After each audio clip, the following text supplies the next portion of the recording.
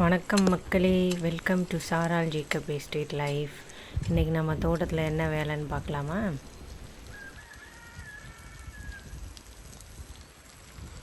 புல் பாருங்கள் எவ்வளோ வளர்ந்துருக்குங்க. இப்போ அங்கே கீழே வெட்டிட்டு வராங்க பாருங்கள், அது மாதிரி நீங்கள் மேலேயும் வெட்டிட்டு வருவாங்க புல்.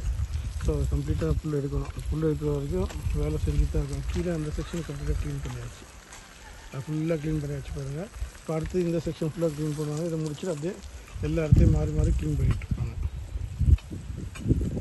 இது தண்ணி வந்து ரெகுலராக ஊற்றுவாங்க. தண்ணி வந்து எல்லா பிளான்ஸுக்கும் ரெகுலராக தண்ணி ஊற்றிட்டுருப்பாங்க. இப்போ பாருங்கள், இப்போ இதை வெட்டுறாரு. இதை சுற்றி க்ளீனாக ஃபுல்லாக வெட்டிட்டு இந்த இலையை வந்து என்ன பண்ணுறாங்கன்னா செடி பக்கத்தில் போட்டுருது. இந்த இலையில் ஃபுல்லாக நைட்ரஜன் இருக்குது, அதான் செடிக்கு ரொம்ப நல்லது. இந்த இலையெல்லாம் வந்து ஃபுல்லாக செடியை மூடாமல் இந்த சைடில் செடியை சுற்றி மாத்திரம் போட்டால் இந்த செடிக்கு உரம் மாதிரி ஆயிடும் அது. ஸோ அந்த செடியையும் அதையும் நாங்கள் யூஸ் பண்ணிக்கலாம். இப்போ வந்து இதை கட் பண்ணிகிட்டு இருக்காரு. இது ஒரே செடி போனால் எல்லா செடியும் வைங்க சார், இது சுற்றி வைங்க, எல்லாத்துக்கும் வைங்க.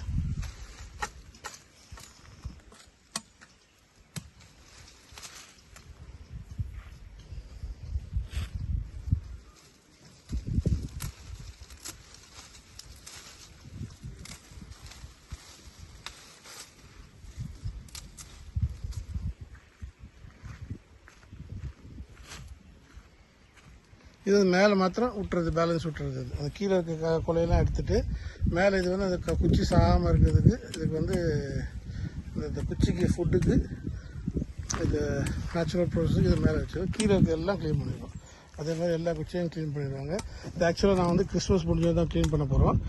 இன்றைக்கி தண்ணி ஊற்றுற அந்த வேலை நடக்கிறதுனால அது இது மாதிரி பாருங்கள். இந்த செடி எல்லாத்தையும் இந்த கொலை எல்லாத்தையும் சுற்றி போட்டுருவோம். இது ஆட்டுக்கும் போட முடியாது, அது ரொம்ப பிஞ்சு கொலை. ஆடு சாப்பிட்டா ஆட்டுக்கு வயிற்றால போகும் இது. அதனால் இந்த கொலையை வந்து நாங்கள் செடிக்கு போட்டால் செடிக்கு வந்து கிவ்ஸ் இனஃப் நைட்ரஜன், அப்படியே அது உரமாக மாறிடும் அது. இப்போ பாருங்கள், அந்த நல்லா அளந்து பார்ப்பேன் எவ்வளோ இருக்குது. இந்த குச்சி வந்து ஒரு அடி அழகத்தம்மா,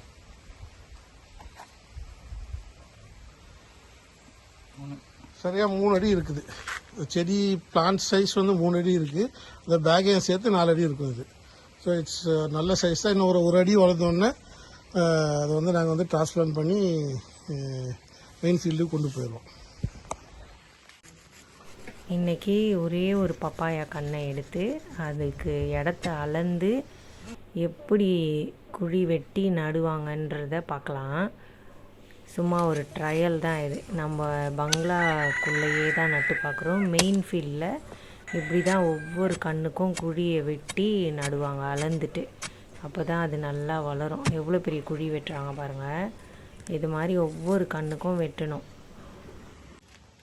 இப்போ நர்சரியிலேருந்து ஒரு கண்ணை தூக்கிட்டு வராரு.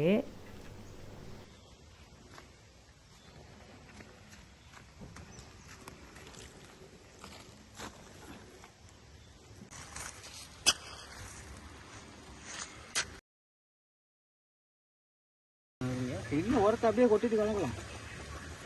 கீழே கொட்டுங்களா ஒருத்த கொட்டிட்டு கலங்க. வேப்பில் வச்சு கலக்காது.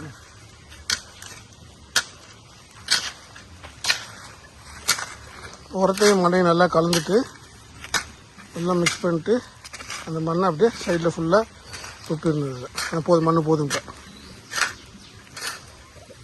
இப்போ தள்ளி விட்டுருக்குது. இப்போ ஃபுல்லாக அந்த உரத்தை கலந்த மண் இது ஃபுல்லாக அப்படியே உள்ளே இறக்கி விட்டுருந்தாங்க.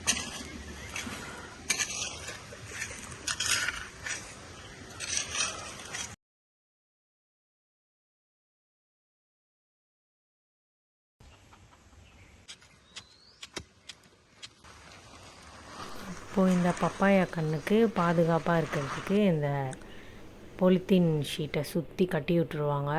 மற்ற மிருகங்கள் வந்து தாக்காதபடி சேஃபாக இருக்கும். அதே மாதிரி பூவாளியில் தண்ணி ஊற்றிடலாம், இல்லை ஓஸில் கூட ஊற்றலாம். அவ்வளோதான், வேலை முடிந்தது. ஃபுல்லாக கவர் பண்ணியாச்சு. இப்போ பாதுகாப்பாக நல்லா வளரும். வேலை முடிஞ்சிச்சு, பாதுகாப்பாக இருக்குது இப்போ செடி. இந்த வீடியோ பிடிச்சா சப்ஸ்கிரைப் பண்ணிக்கோங்க. தேங்க்யூ மக்களே.